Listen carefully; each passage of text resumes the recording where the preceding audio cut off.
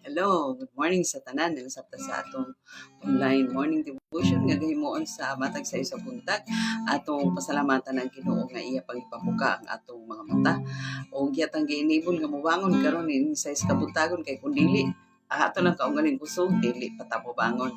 Amen. So come on, let's start the day right by worshiping our God kaya nagpabilin pa ang atong motto nga seek ye first the kingdom of God and His righteousness, and everything shall be added unto us. Amen. Walang iba ninanais ng puso ko kundi ikaw.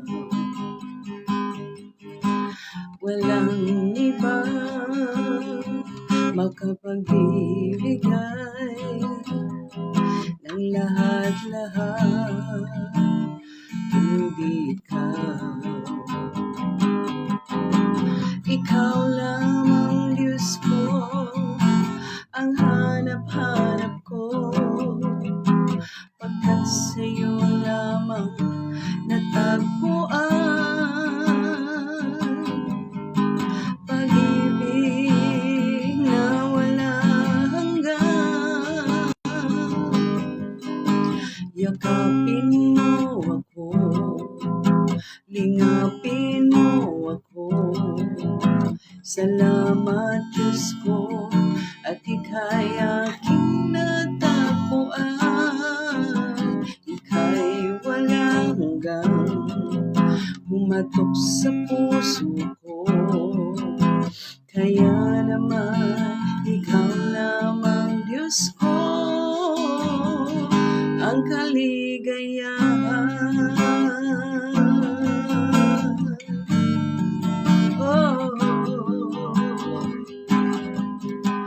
Walang ibang ninanais ng puso ko kundi ikaw. Walang ibang kapagbibigay ng lahat-lahat kundi ikaw.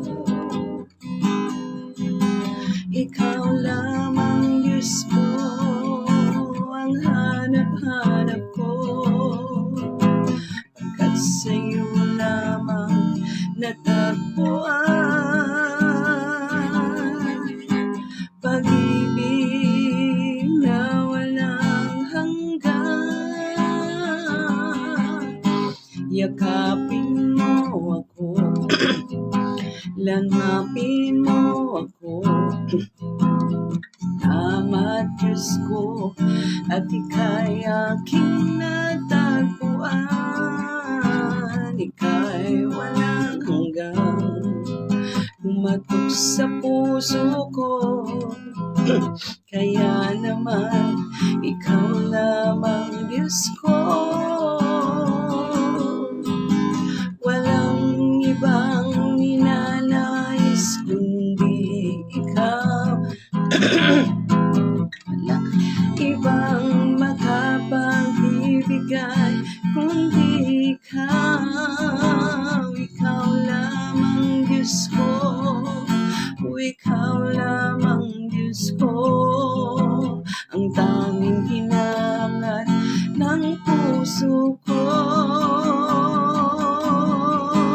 Yakapin mo ako, lingapin mo ako. Salamat Diyos ko, at ika'y aking natagpuan.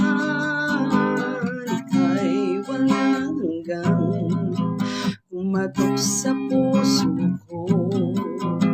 Kaya naman, ikaw lamang Diyos ko, ang kaligayahan.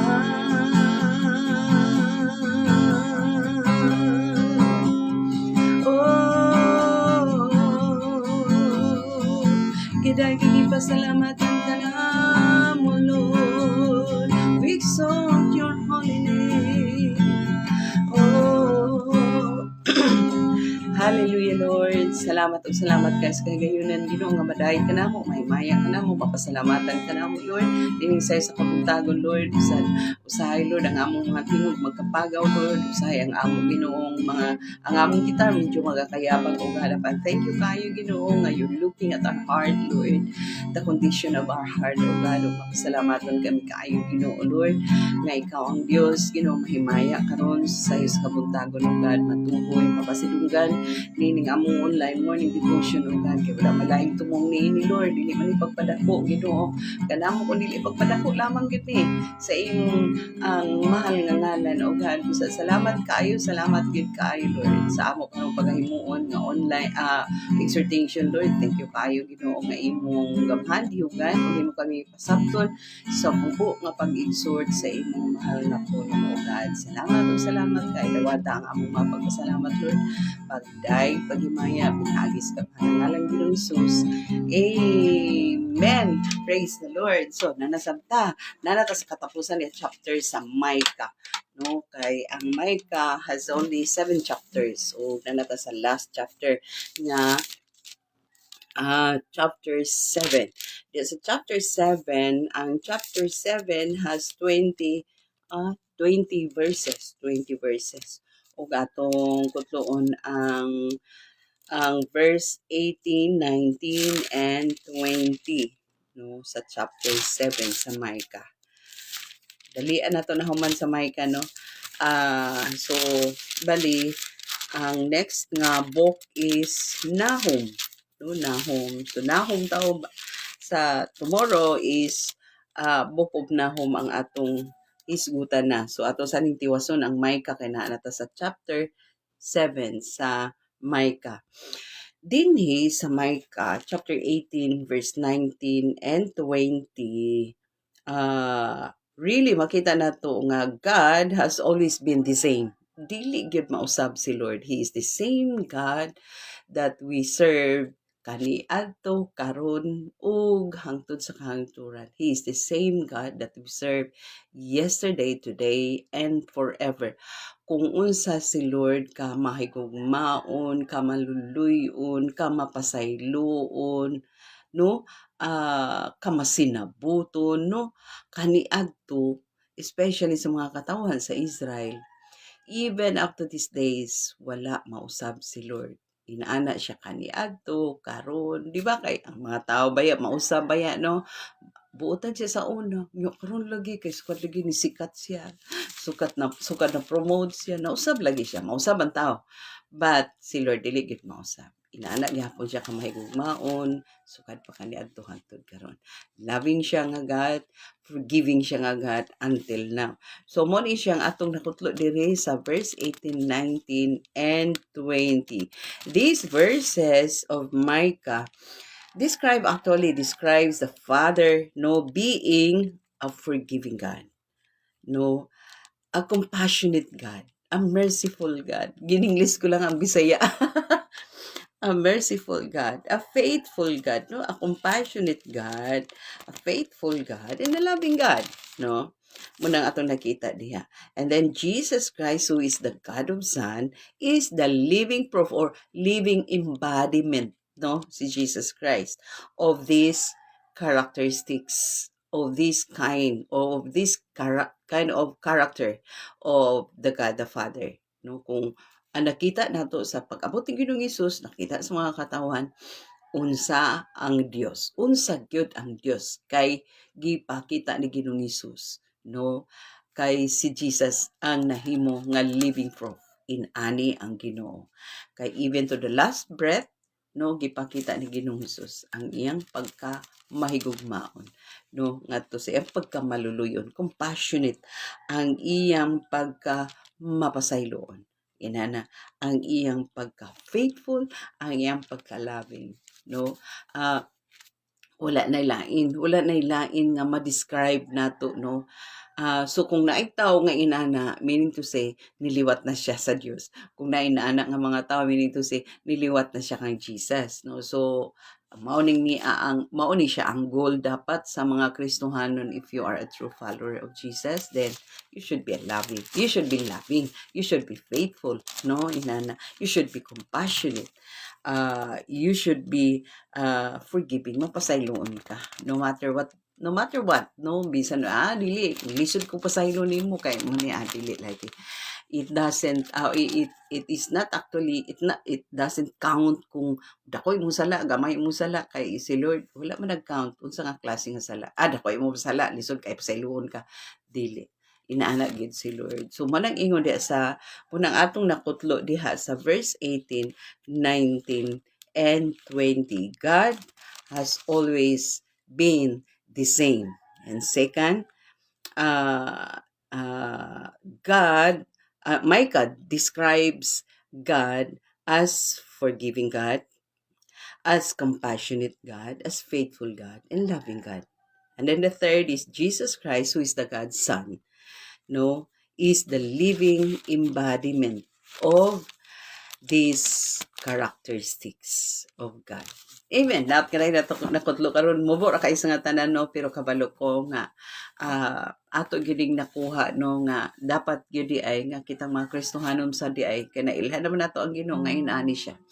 So dapat ato pong ang characteristics, no, nga gipakita sa atong Ginoo, gipakita ni Ginoong Hesus sa atong kinambuhi, dapat mo reflect gyud.